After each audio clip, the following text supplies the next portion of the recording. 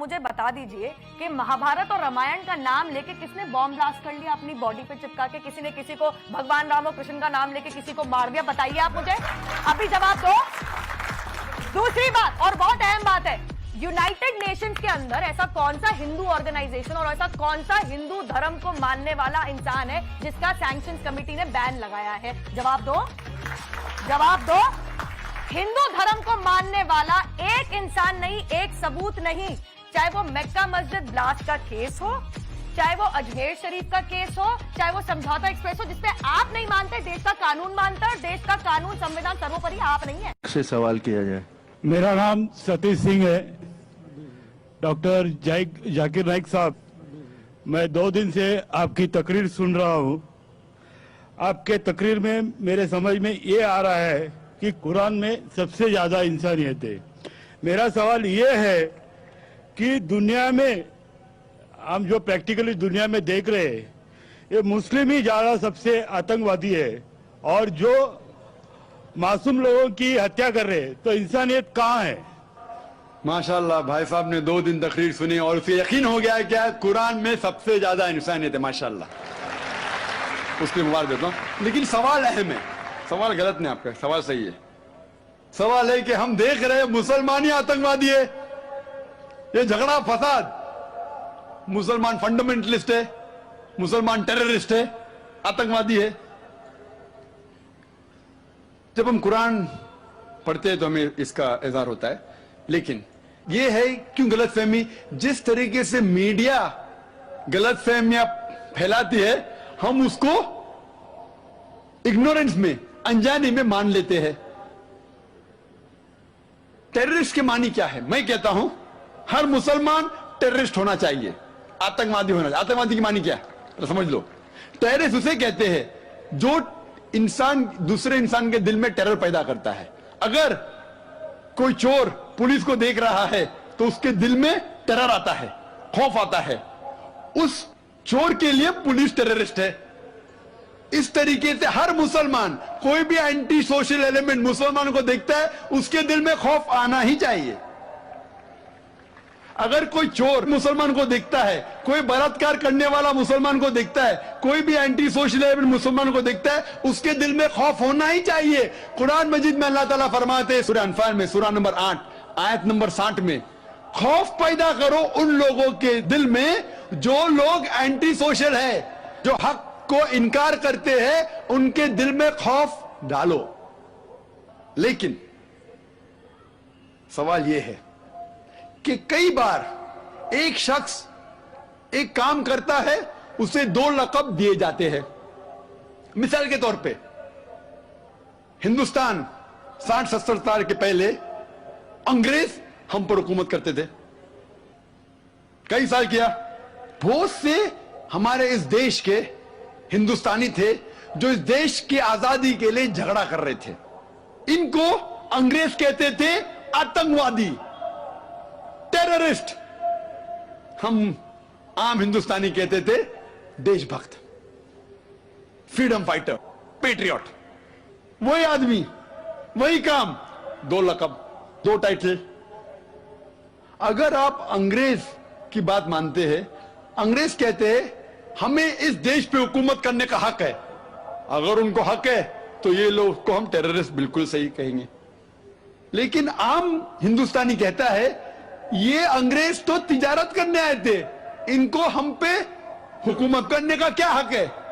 तो हम कहेंगे ये लोग हैं देशभक्त, फ्रीडम फाइटर्स, पेट्रियट्स। सेम आदमी, सेम काम, 2 लक़ब, वही आदमी वही काम, 2 लक़ब। अगर आप अंग्रेज की बात को मानते हैं कि अंग्रेज को हक है इस देश पे हुकूमत करने का, हम मानेंगे कि वो आतंकवादी है, चाहे वो भगत सिंह हो या।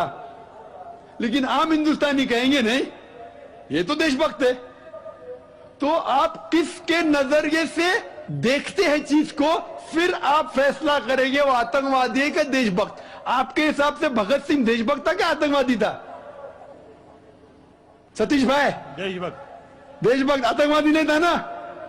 था के भगत सिंह देशभक्त था क्या आतंकवादी था? देशभक्त, देशभक्त। हाँ, मैं भी समझता हूं देशभक्त था। हम अंग्रेज की बात को नहीं मानते, तो जब अंग्रेज टेलीविजन पे कहते CNN BBC पे कि मुसलमान आतंकवादी, आप क्यों मानते? सवाल वो नहीं है। मेरा जो सवाल था, आता हूं, मेरा पूरा जवाब मुकम्मल नहीं हुआ। जवाब मुकम्मल होगा फिर आपको मौका दूंगा मैं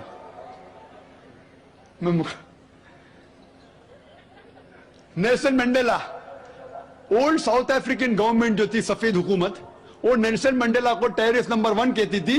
उसे अरेस्ट करके रॉबिन आइलैंड में 25 साल के लिए कैद कर दी। Terrorist number 1। जब नई हुकूमत आती है उसे छोड़ देती है, उसे प्रेसिडेंट बनाती है, टेररिस्ट बन जाता है प्रेसिडेंट। चंद साल बाद उसे नोबेल प्राइज फॉर पीस मिलता है। वही आदमी, वही काम। ऐसा नहीं कि पहले वो गलत काम किया, फिर अच्छा काम किया, फिर उसको अवार्ड मिला। वही काम के लिए जो पहली गवर्नमेंट ने कही थी, सफेद गवर्नमेंट ने, कि वो टेररिस्ट है, आतंकवादी है, नोबेल प्राइज कमेटी ने उसे नोबेल प्राइज दिया फॉर पीस, अमन के लिए। हैरत की बात है, जो आदमी आतंकवादी है उसको मिलता है नोबेल प्राइज फॉर पीस।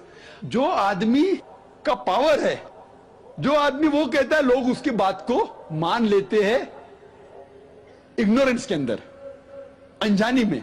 लेकिन कुरान कहता है सूरह इसरा में, सूरह नंबर 17 आयत नंबर 81 में, वकुल जाल हक मजाकल बातिल इन्नल बातिल काना ज़ौका।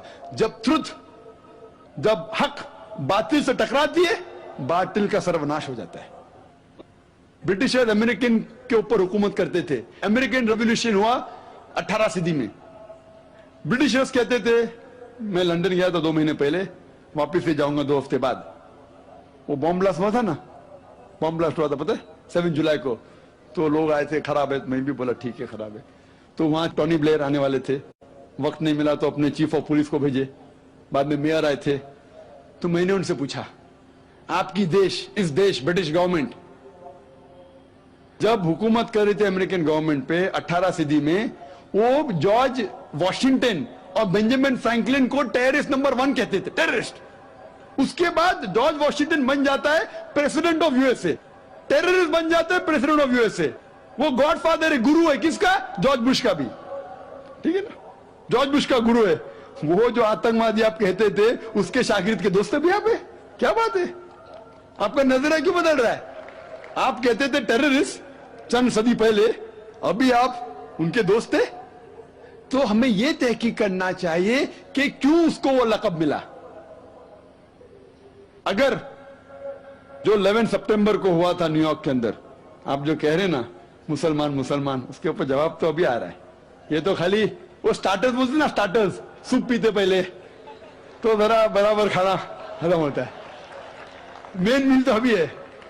मुझे एक शख्स ने पूछा था जब मैं ऑस्ट्रेलिया गया था, और इंग्लैंड के अंदर भी, doctor Zakir Naik, do you consider bin Laden to be a terrorist? क्या आप बिन लादेन को टेररिस्ट मानते हैं?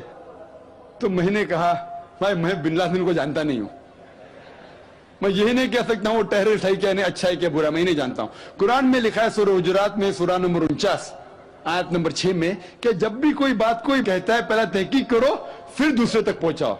अगर मैं CNN और BBC की बात मानूं तो मुझे कहने पड़ेगा कि बिन लादेन टेररिस्ट है, लेकिन मैं क्यों मानूं बात उनकी?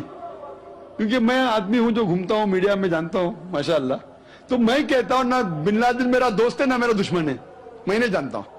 लेकिन अब ये मुझे पूछना चाहते टेररिस्ट नंबर 1 कौन है, तो ये तो जानता हूं मैं, CNN जो अमेरिकन चैनल है, जॉर्ज बुश उसका प्रेसिडेंट है, गर्व से कहता है कि हमने हजारों अफगानिस्तान लोग को बम गिराए, कत्ल किए, इराक में हजारों का कत्ल किया, ठीक है।